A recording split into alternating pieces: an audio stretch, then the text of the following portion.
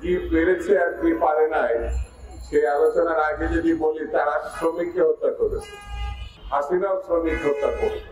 হাসিনা যেমন খুন করেছে বিএনপি নেতা কর্মীকে, এই সরকারও খুনের ইতিহাস শুরু করেছে কুমিল্লাতে। যারা আপনাকে ক্ষমতায় বসিয়েছে সেই ছাত্ররা এখন চিকিৎসা পাচ্ছে না, তাদেরকে বিক্ষোভ করতে হচ্ছে, তাদেরকে রাস্তায় নেমে আসতে হচ্ছে। এর থেকে দুঃখজনক ঘটনা জাতির জন্য আর দ্বিতীয়টা থাকতে পারে। আপনার বেতনের টাকা, উপদেষ্টাদের বেতনের টাকা রাষ্ট্র পরিশোধ করতে পারে, তাহলে হাসপাতালের টাকা কেন পরিশোধ হয়? দিন তারিখ ঠিক করে যারা পারবে তাদেরকে আসার পথ সুগম করে, নির্বাচনের ব্যবস্থা করে। আপনাকে আমরা বিদায় জানাতে চাই ফুলের মালা দিয়ে। সেই পরিস্থিতিটা রাখুন।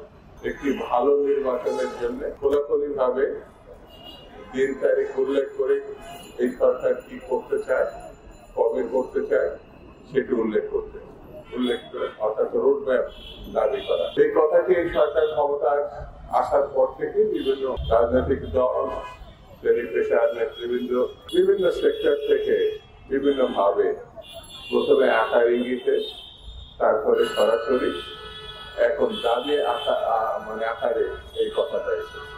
মোহাম্মদ ইউনূস সাহেবকে সমর্থন শুধু দিই নাই,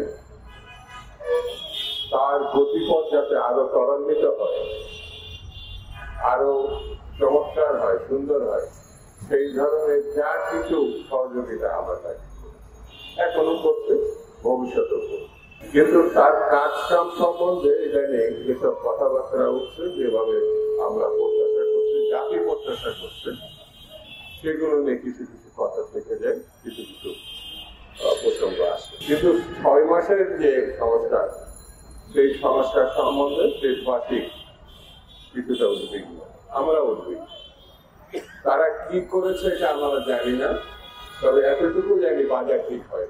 কিন্তু এই সরকার কি পেরেছে আর কি পারে নাই সেই আলোচনার আগে যদি বলি, তারা শ্রমিককে হত্যা করেছে, হাসিনাও শ্রমিক হত্যা করেছে।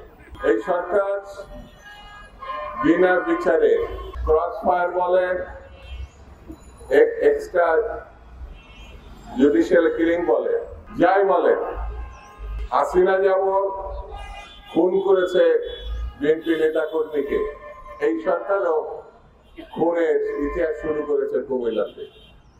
এটা তো অস্বীকার করা যাচ্ছে না।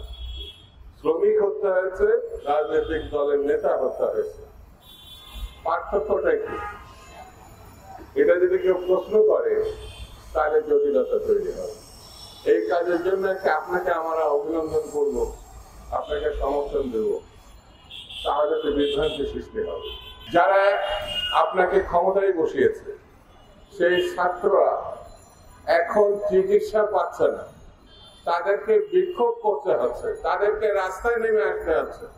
এর থেকে দুঃখজনক ঘটনা জাতির জন্য আর দ্বিতীয়টা থাকতে পারে।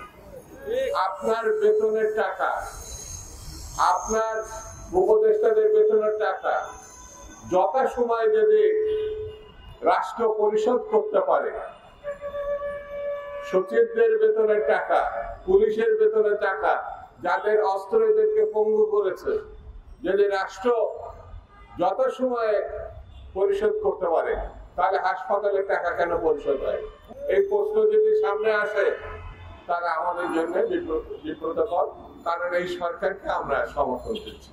দিন তারিখ ঠিক করে যারা পারবে তাদেরকে আসার পথ সুগম করে, নির্বাচনের ব্যবস্থা করে।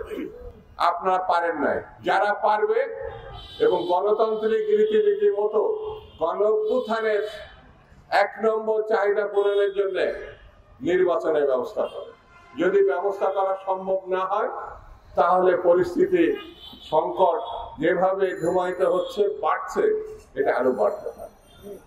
আপনাকে আমরা বিদায় জানাতে চাই ফুলের মালা দিয়ে। সেই পরিস্থিতিটা রাখুন, যাতে ফুল নিয়ে আপনাদের সামনে গেছে, যেন ফুল নিয়ে আপনি চলে যাওয়ার সময় আমরা যেতে পারি।